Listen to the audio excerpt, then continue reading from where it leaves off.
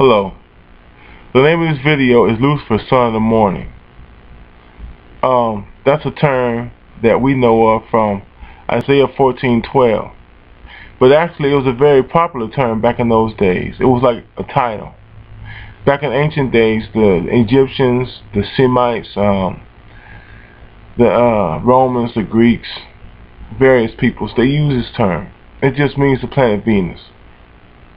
Lucifer means planet Venus, because the planet Venus is known as a light bringer, light bearer, light harbinger.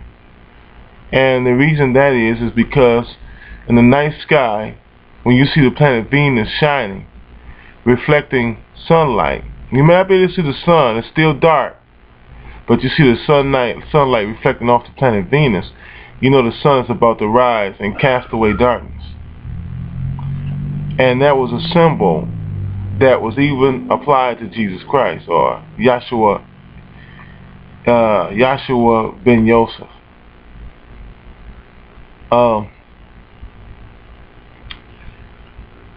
The people in those times were not trying to compare this with the being we now call Satan, Ha-Satan.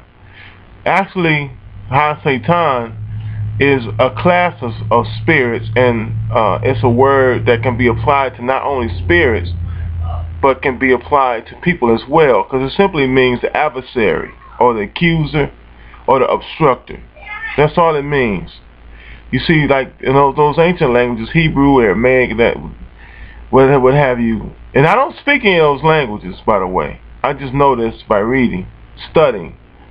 And I've read many scholars who do speak this language, and they all seem to agree and concur on this. Just like many of you don't speak any of those languages either, but you believe what you read in the King James, and it's a reproduction of those languages into an English language that wasn't even complete yet. They were still going over what the English language was to be. And you believe that, and I believe most of it in there too. Well, I believe that's what they were trying to say, that the ancients were trying to say to us. Except for a few points here and there, the translations did get kind of foggy in a lot of places. I believe what I've read, when all the experts on language concur on something, I pretty much believe is true. So anyway, this term was used in the content of, there was some prophet, got his name, a prophet of God who, Isaiah that is, sorry, I forgot his name, it was in Isaiah. A prophet of God who was given some condemnations from God to read or give to different kingdoms, different rulers. And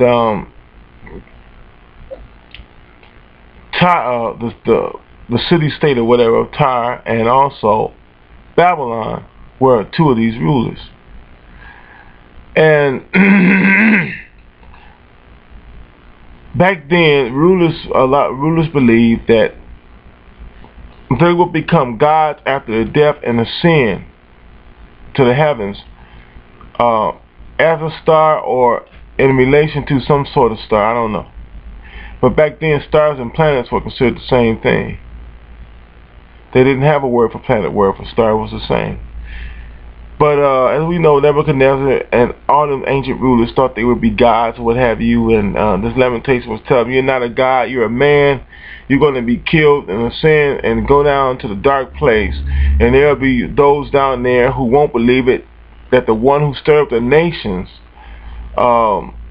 is there, dead, in the world of the dead, like they are, meaning that he was just a man and subject to death and decay like any other man. On a side note, that is also proof that even though it is said that the Hebrews didn't believe in life after death, that they must have believed in it, and that they excuse me, that they I guess they didn't what's the word to use? I guess they kept that kind of on the quiet side because they didn't want their people worshiping ghosts or dealing with ancestors or such. So they just said, "Oh, there's no dead. You know, you're dead, you're dead," and you know, that type of thing. They keep them from straying to foreign worship of gods or spirits or what have you, ancestors, whatever. But anyway, that's a side note. That's why resurrection was created. Well, that's why when they were trying to explain life after death, resurrection came to the fore, because it's a primitive way of dealing with the spirit surviving after the death of the body.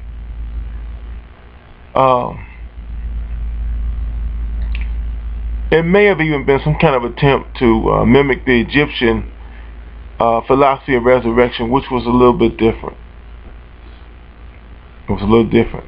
The Hebrews, the Jews, were basically a material culture, physical culture, so therefore there was a kind of confusion there with the resurrection of the dead, with the resurrection of a person or one in his whole body, his or her whole body, as opposed to spiritual resurrection, what the Egyptians understood, that there were more than one body to the human, there were more than one sheath to the human body. Spirit body, astral body, mental body, that type of thing. And the Egyptians explained in the Ba, the Ka, and the different terms they had for these spirit bodies.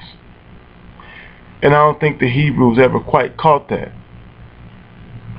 until they became seeped in Greek knowledge or what have you. But I'm not going to go into that, okay? Because that's what Kabbalah was, really Hebrewism seeped in Greek knowledge. But I'm not going to go into that.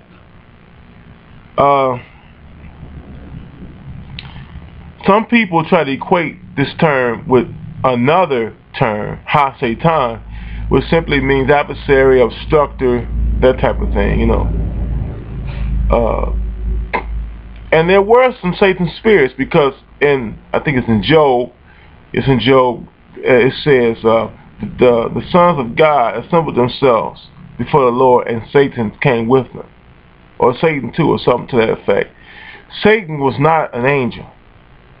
Satan was a jinn. And even in Job, that word jinn appears one time. It's G-I-N. It means ensnaring,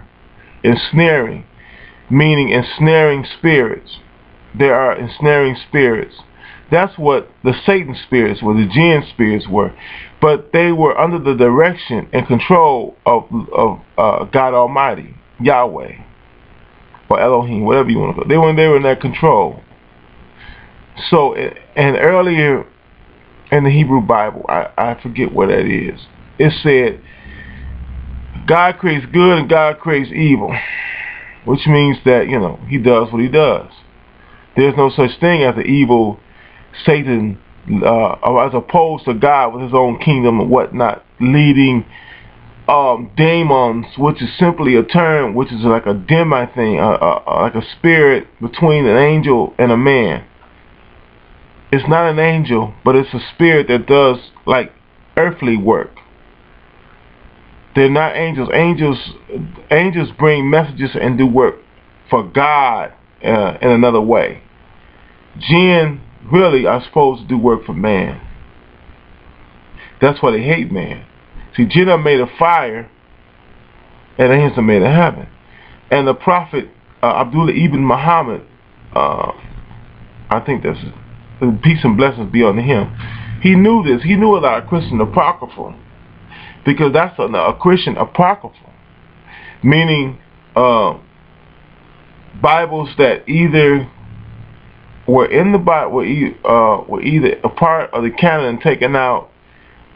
What is pseudepigrapha? And pseudepigrapha, it might have been a pseudepigrapha, meaning that people filed it, but it wasn't necessarily accepted by the higher class of priests as canon, but maybe it was accepted by the people, the lay people, as canon.